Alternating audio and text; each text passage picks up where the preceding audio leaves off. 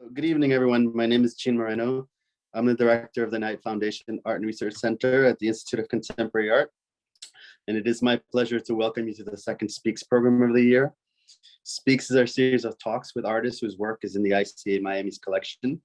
Tonight, we welcome Liz Deschenes, whose work Shift Rise number 36 from 2012 was gifted to the ICA by John Auerbach and Ed Tang. We would like to thank them for their generosity and to thank all our funders, including the Knight Foundation and our board of trustees. Liz Deschenes is a New York-based artist. For over 2 decades, she had been developing an influential body of work that employs the constituent elements of the photographic medium, such as light, chemistry, time, and unintended effects, without surrendering to the straightforward production of images. Instead, Deschenes explores through what have been called photo objects, the relationship between the material processes through which images are produced, the ways in which seeing is habituated, the history of photography, the complexities of representation, and the nature of exhibition structures and the sites in which her works are presented. Her post-conceptualist practice unfolds as a critical counterpoint to a world awash in images that often offer little in terms of emancipation. Deschenes is taught at Bennington College, Columbia University, the School of Visual Arts, Cooper Union, and Yale University. She has held one-person exhibitions at the Walker Art Center in Minneapolis, at Mass MoCA in North Adams, Massachusetts, and at the Secession in Vienna. In 2016, ICA Boston hosted her first mid-career survey. Deschenes' work was featured in the 2012 Whitney Biennial and can be found in the collections of MoMA, the Museum of Modern Art, New York, the Whitney Museum of American Art, the Pompidou in Paris, the Walker Art Center in Minneapolis, the Art Institute of Chicago, the Hirshhorn Museum and Sculpture Garden in Washington, D.C., the Metropolitan Museum of Art in New York, the Corcoran Museum of Art in Washington, the CCS Bard Hessel Museum, San Francisco MoMA, and the Guggenheim in New York, the Israeli Museum in Jerusalem, and finally at the Milwaukee Art Museum. Please join me in welcoming Liz Deschenes. Thank you for that introduction, and thank you to ICA Miami. So the discussion will cover a few bodies of work in distinct venues and how my work has been exhibited in conversation with other artists' work. It will not be chronological or address all the works that have been exhibited in the last 25 years. The commonality will be that all the works are photographic, arriving from analog and digital photo materials. So without further ado, some images. This is from the Anna Atkins exhibition at the New York Public Library a few years ago, pre-pandemic. And many artists were invited to respond to Anna Atkins's work, which felt remarkably contemporary and of a specific period simultaneously. These are the first books made photographically through cyanotype prints. And the first ones in 1843 are of seaweed and algae. And this is the display.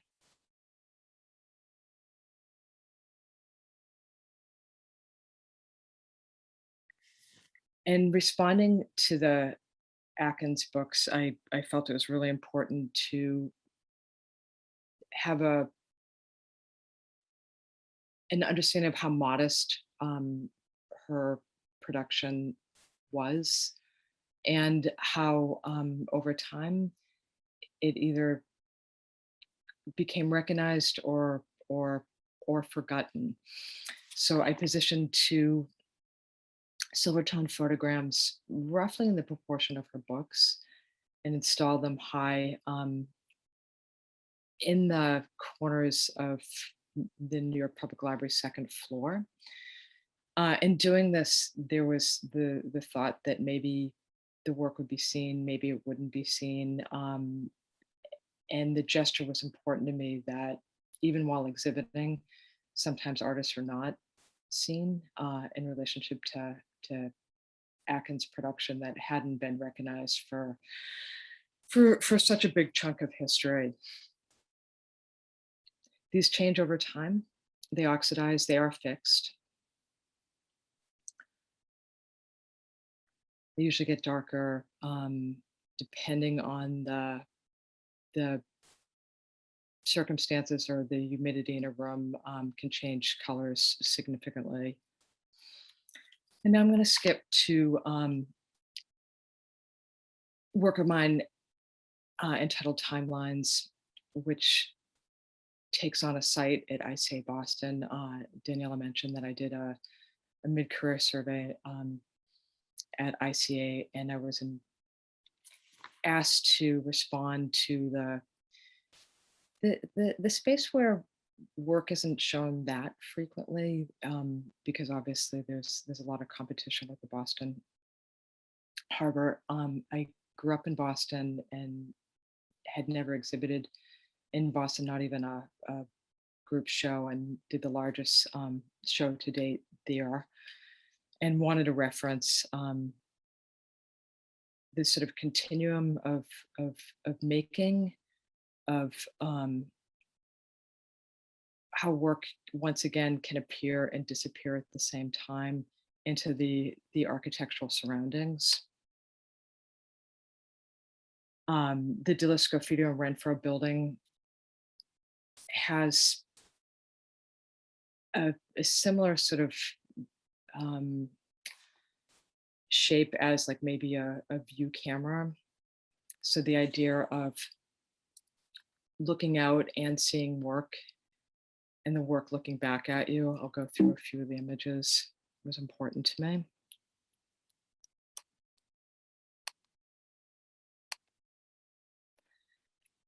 Timelines again, exhibited in Art Basel in the statements format. I had a cyclorama built that would contain all of the works, and it's a sort of a reverse of a zoetrope. So if a zoetrope, one looks in the cyclorama that I built, you're actually inside of it, and it's the movement of the viewer that activates the work. There you're actually in the cyclorama.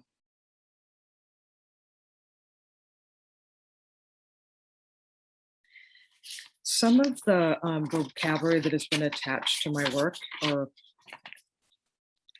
cameraless photography, seriality, repetition, unique, variable, monochromatic, participatory, produced outside, materiality, handmade, multiple configurations, and I'll add surfaces that shift over time.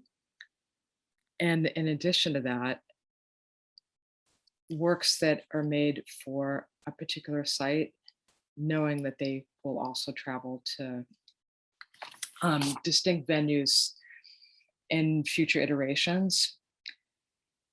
So what's been less discussed is the relationship of my work to physical spaces.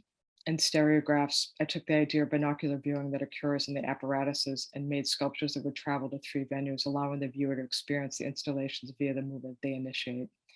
The subsequent images will be from Secession, Vienna, Paris, and New York.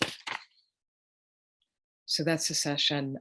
So I took the idea of stereographic viewing, but played it out through rooms versus binocular vision. And one room, I used half of the room to configure the work. And in the other room, I used 2/3 of the room to configure the works, arriving at quads. And I opened up how people entered the space by accessing a door that's seldomly used at Secession. It's for the Friends of Secession. And I wanted to change the way people encountered the spaces and not just come across it via an elevator, but actually make a conscious decision to arrive at the work Same works exhibited in Paris, much at Campoli Presti. Much of my work takes on the inventions of photography, from Daguerre's investigations to Fox Talbot's and the myriad of differences from those inventions. You know, Daguerre coming from the diorama, Fox Talbot coming from drawing.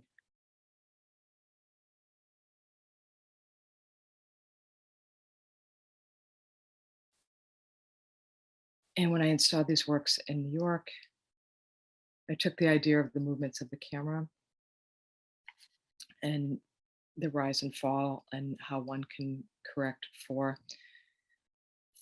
linear perspective in large format photography, and played that out with the works in the space.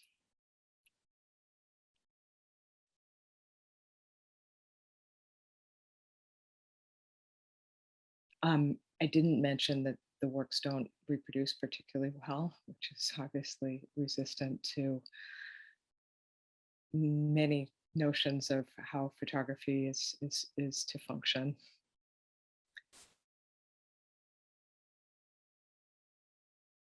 I took the idea of 1 second of frame rates and made photographic works in the ratios of 60 frames per second, 45 frames per second, 30 frames per second, and you're looking at 60 there, both back and forth, 45. And these are all silver tone photograms that will shift their surfaces over time. This 30 frames per second on the right there.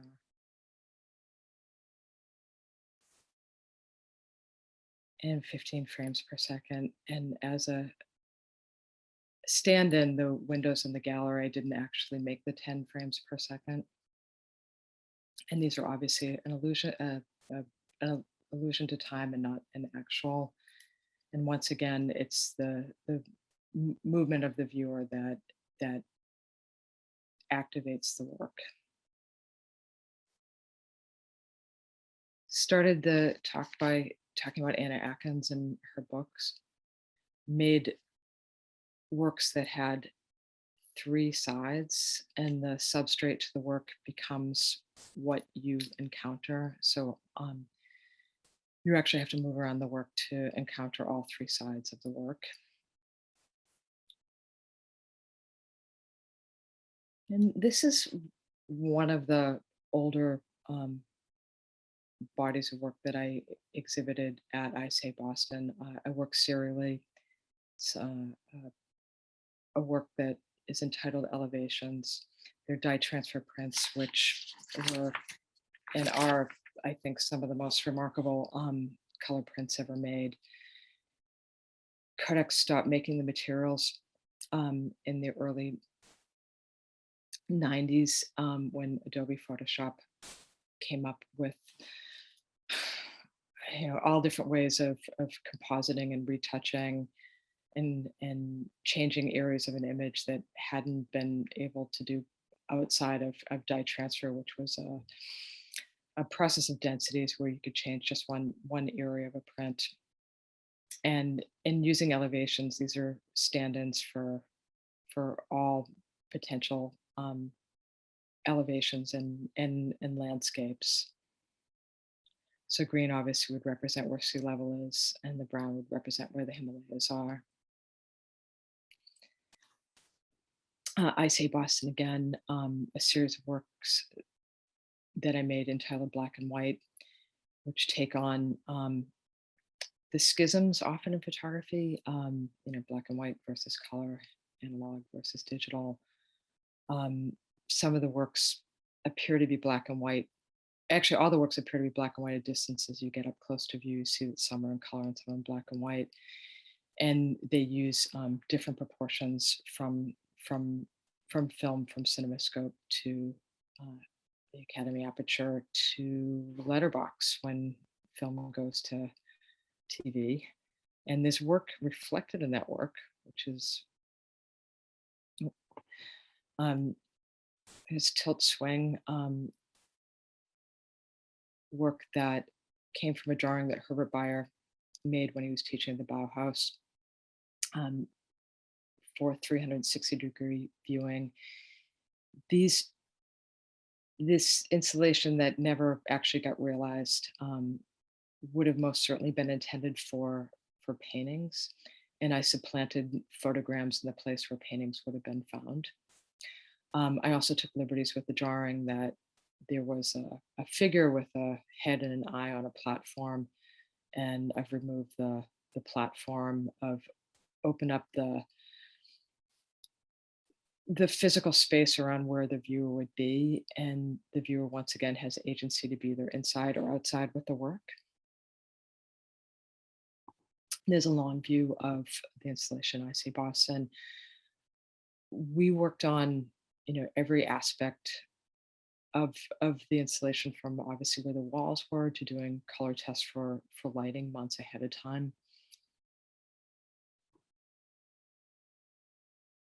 And those were the works that were reflected in black and white. And back again, those are works from Gallery 7, an exhibition, a one-year exhibition I did at the Walker Art Center, taking on many aspects of works that have been shown there, including one of Lucy Lepard's numbers show.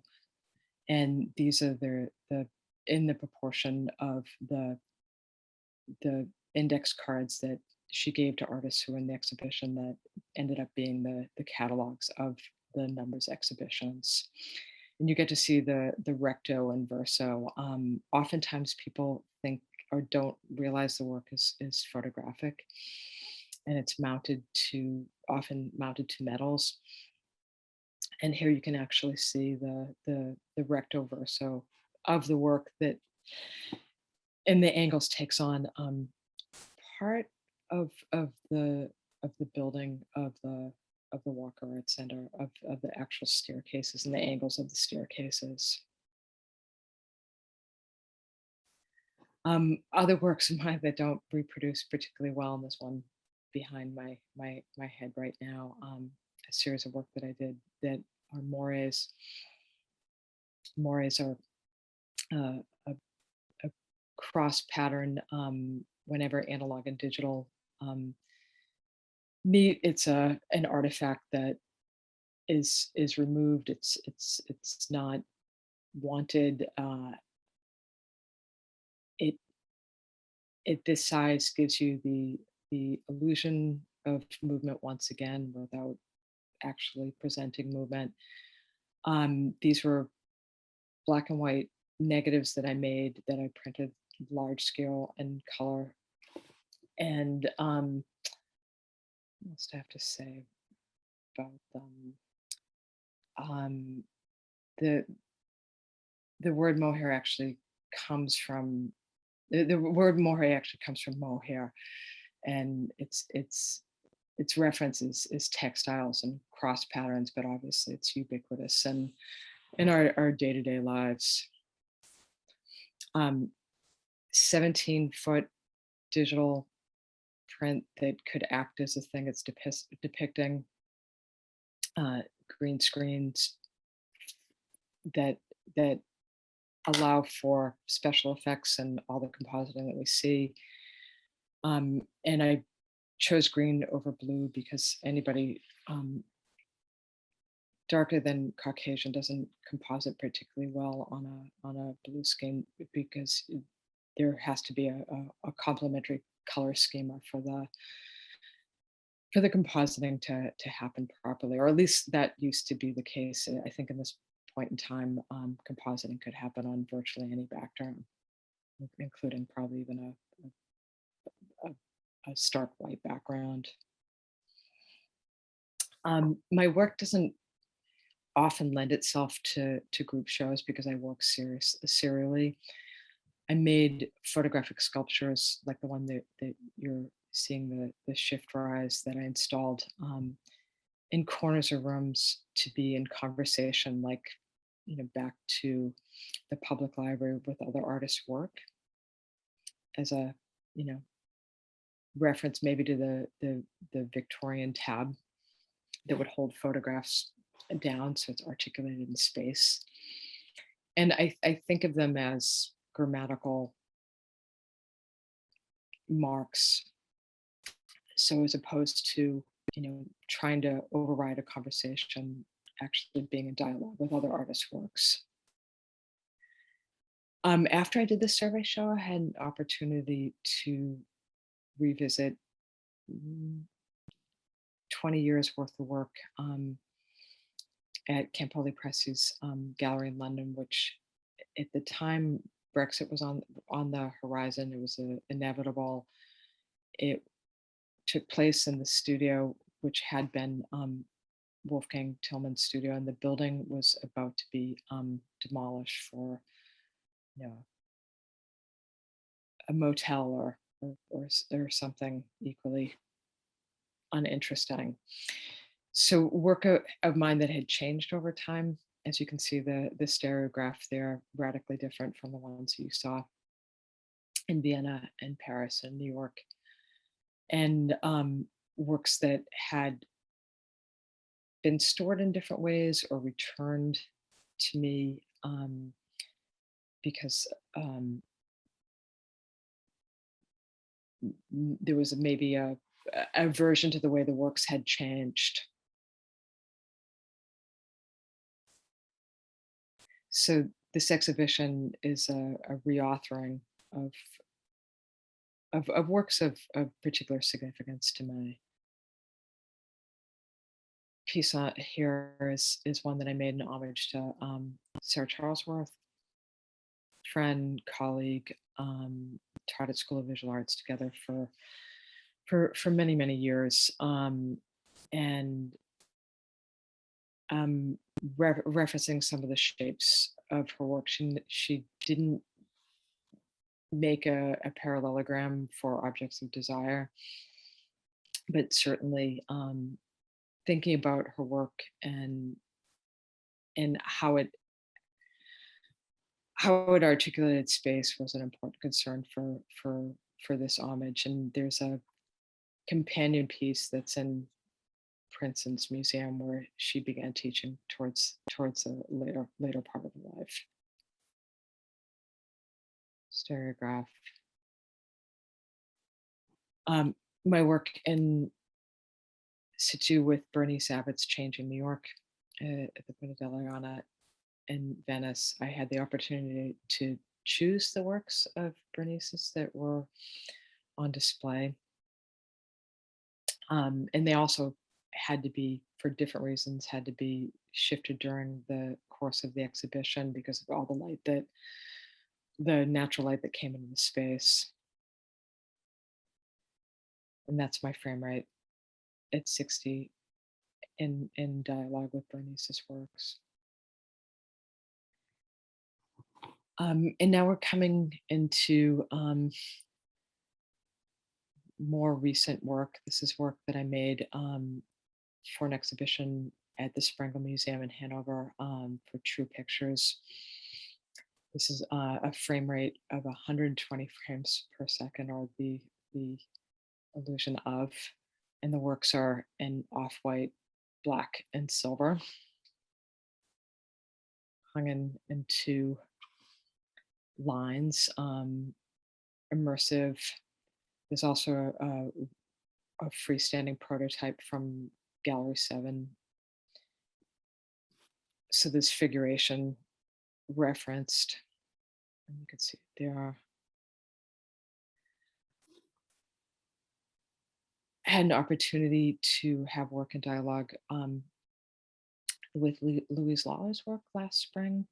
I had done a curatorial outing over 20 years ago entitled Photography About Photography, which included a piece of Louise's, and I'd always wanted to see my work in conversation with her work. And this is obviously the work that she did of Judd's survey show at MoMA, photographing with only the house lights on and not the gallery lights. we all know how complicated it's been to exhibit, during the pandemic.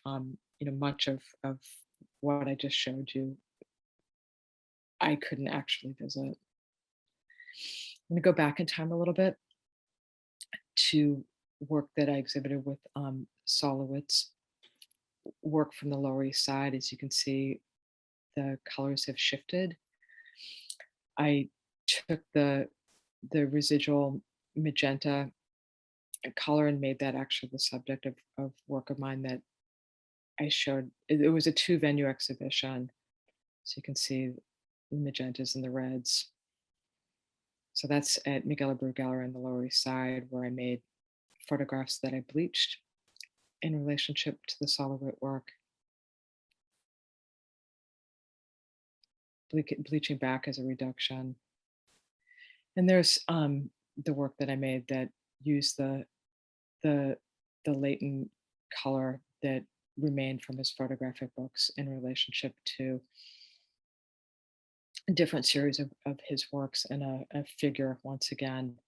And I took the proportion of his sculptural figure and enlarged it 3 times.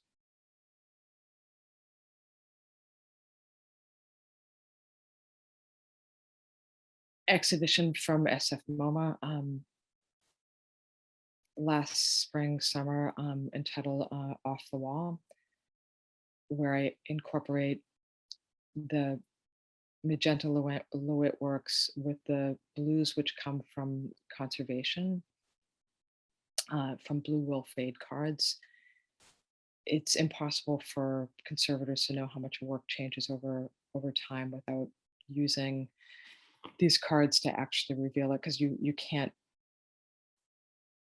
compare a painting to a painting. Like if a Matisse fades, it's only by looking at these conservators' tools that you know how much it's faded while it's on view. So these are made with UV printing, which have the conceit of not fading for a very, very, very long time. I think a couple 100 years, in relationship to the colors of works that actually have faded.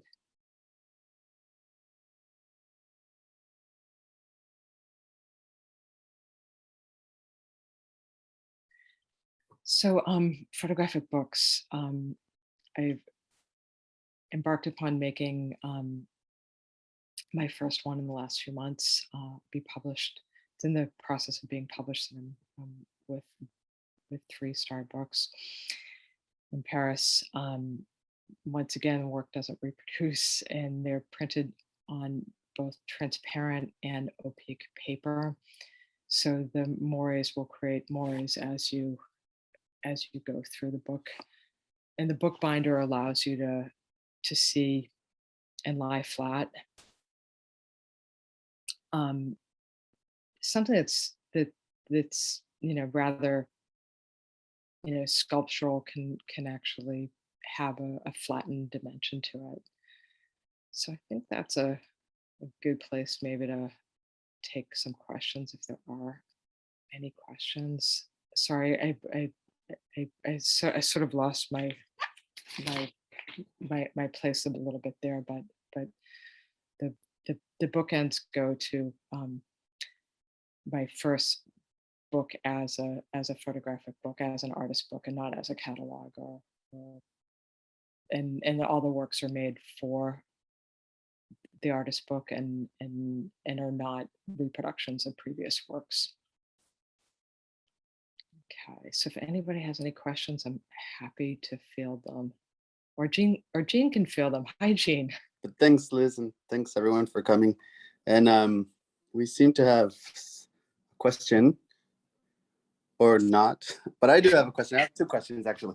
I wanted to see if you would address or if you have an interest in architecture. I think like the installation of the photos is very, not just site interested or responsive, but actual seems very deliberate use of the architecture. And I know as a student, you wanted to be an architect at some point. So I just wonder if there's something in there that you want to address. Yeah, I mean, I'm interested in the sites of display and how they're also evolving and not neutral. You know, if the work is changing, the conditions of where the work is exhibited are also shifting and not neutral. You know, so the interest that I have is to sort of, you know, if photography can point to to something outside of itself, I'm interested in pointing to, you know, the myriad of conditions of display and and how they impact how you see the work. You know, if you know, if skylights are open, that obviously, you know, shifts one's experience. If they're closed, it's a radically different one. I had an opportunity at the Art Institute of Chicago to actually make the the parkour with Matt Witkowski and Florian Pomhalsa, that audiences actually had to walk, you know, not as extreme as, you know, maybe an urban parkour, but you know, viewing is an active experience, and I think to make somebody aware of that while they're viewing the work on their terms and not on mine is certainly an aspiration. Another question I would have about this idea of pointing beyond photography and beyond the image. I think I just see it kind of the focus on the image, on the physicality of the image, and the demand on attention that the images have. Almost this absorption of focus as a counterpart, you know, to a world saturated with images that are kind of weaponized to extract from us, right, rather than to offer anything. So it's this kind of deliberate disengagement, right, from a world of like circulating digital images that just won't stop and won't stop taking things from us either. So I don't know, just I don't know if there's anything around that Yeah, that is. of course there is, because you know, as you saw in some of the documents, you know, images are produced, you know, within the works sometimes, and sometimes they're not. You know, so I think that the fleetingness of of those experiences is certainly built into the work without actually, you know, having a capture or having frozen moments, and maybe requiring people to slow down and think. You you called it a flood of images, or Mhm. a sea of images. So to think about, you know, the the the tension between, you know, in the image disappearing and there being no image at all, um, is an important part of like the resistance of, you know, of the work. And also I think about it in terms of hierarchies. Why should one, you know, image supersede another image? You know, why is one image, you know, more significant than, you know, and this is obviously something we all encounter all the time, you know, have more resonance than, you know, another image? Like what criteria or conditions do we put upon images that establish those hierarchies? So the resistance is also to look at what our criteria is for images and for image production, because certainly, you know, as you allude to in the question about architecture, you know, the image production is alluded to in almost every single body of work, you know, without actually having, you know, a specific output. So it's it's it's there and it's not. You know, it's always sort of like two things at the same time. Like it's alluded to, but but but not, but yet not present. Yeah, so Brooke has a question that I think is quite in the vicinity. It says, at a time when we experience most images on screens, what do you feel is so significant about having people aware of their own bodies when looking at an image? That's a great question. I think it goes back to the architecture, you know, question that you know, the way spaces are established is most certainly, you know, considered, and sometimes, you know, the most allowing for flowways, and other times, you know, that shut down flow of movement. And you know, as a person in space, you know, being aware of yourself, perceiving, you know, maybe in, you know, lesser experience, and of course the pandemic adding to it as well. You know, so much of what we've all experienced in the last couple of years has been in the format that we're engaging with right now. So I think it's imperative, you know, that we be able to, you know, to see ourselves seeing, you know, and make choices about how we move through space as well. That it's not directed or dictated, but that we actually do have agency about, you know, how we encounter work, and you know, what works we take in and what works we don't take in. And I'm obviously not talking about censorship. You know, I'm also talking about sort of cultivating and a deeper understanding of engagement. Thanks for the question. Sure. There's another one that said, connected to Jean's question, as you mentioned, your works are resistant to being reproduced in digital images. Is that resistance important? Is it deliberate? Is it deliberate? Oh, it's not deliberate per se, because certainly there's many artists who reject even having their works, you know, documented. And as you can see from you know, this talk, I have, you know, attempted to have the work documented. You know, I think it it it demands that you be physically present, knowing that that's an impossibility for you know, many encounters. That it's a sort of idealized, you know, in encounter. And every time I have to come up with, you know, an image for an invite or something along those lines, it presents challenges that, you know, surmountable, but beyond. You know, side note, for many years I did photograph art for museums and galleries and artists, and that's how I supported myself as an artist. You know, is it a outcome of that? I don't think so. I think, you know, the work is paramount, and how it's reproduced is secondary.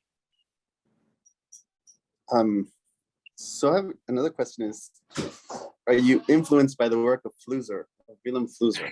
It is a really interesting question. It's such a non-contemporary art world name. The person who brought philosophy and photography together, and thought about the magic that they both contain. Yeah, sure. Yeah, yeah, absolutely. Yeah, they're both magical disciplines, and I think the overlap is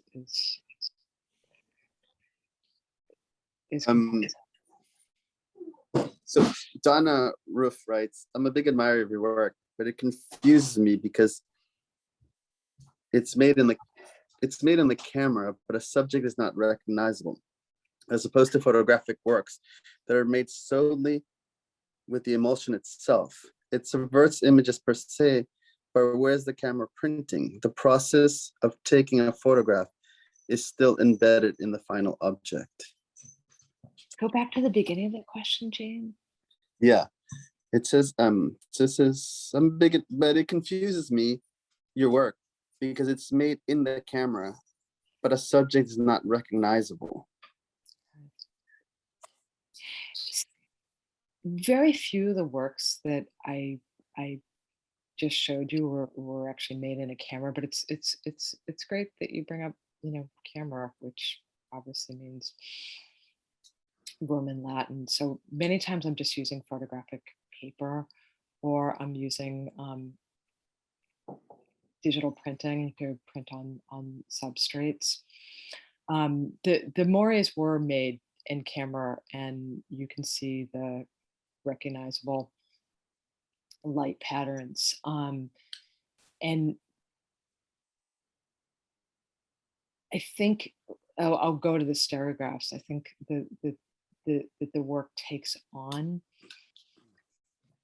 what a camera would do, and this goes back obviously to the question about the body as well. What a camera would do, but in architectural space, or what's perceivable within architectural space. Thinking of the camera as like an enlarged apparatus. No, I don't know if that answers your question about the confusion though. So there's another one that says, how important is figurative photography? How important is it? I mean, everything is to your process of your work. I mean, I look at and I see, all types of photography. I've been teaching it for over 20 years.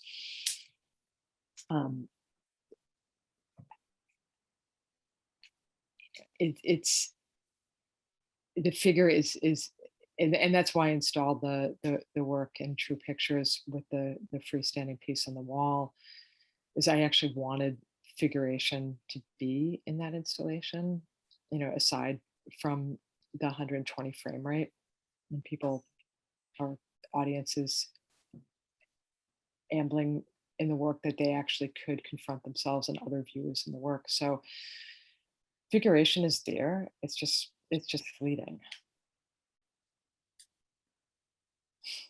It is. It's most certainly there. It's just not captured. It's not frozen.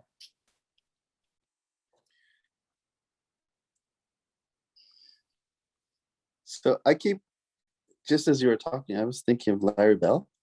Okay. As someone who captures the viewer's figure as some kind of destabilizing presence in works that shouldn't be figurative. His kind of collapse of media through reflection and transparency. I mean, I've never thought of this connection between your work and his before, until I thought of people standing in front of your work as a figuration in it. Just improvising here, but it just came to mind. I like the moments in his work that are about opacity, that you can't access the layers of the work, so I think the commonality might be that, yes, reflections are a large part of the work, but they're not present from all angles, and they're not omnipresent. There's moments, where you can't perceive yourself. Does that make sense? Yeah, no, I think it does.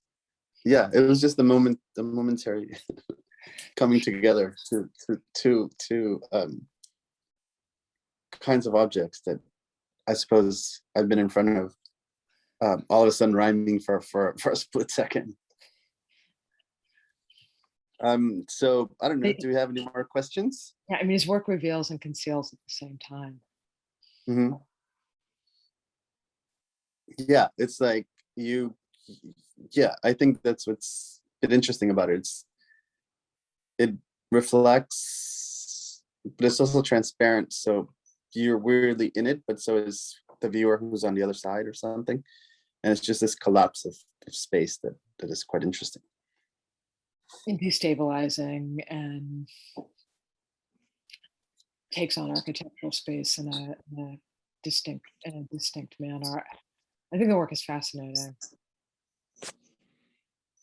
Yeah. So I don't see any more questions. Give it a sec, see if someone is processing all this. If not, Liz, I want to thank you. This was great. I really appreciate that everybody held on. Appreciate the questions.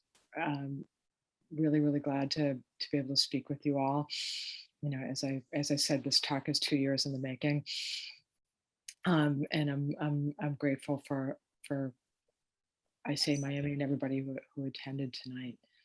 Thanks Daniela. Thanks Jean, and I hope everybody has a lovely evening. Yeah, you too, and we hope to see you in person soon. We should do, Let's do it. Yeah. Okay, perfect. Bye. All right, thank you, Liz. Bye. Thank you. Bye. Bye-bye.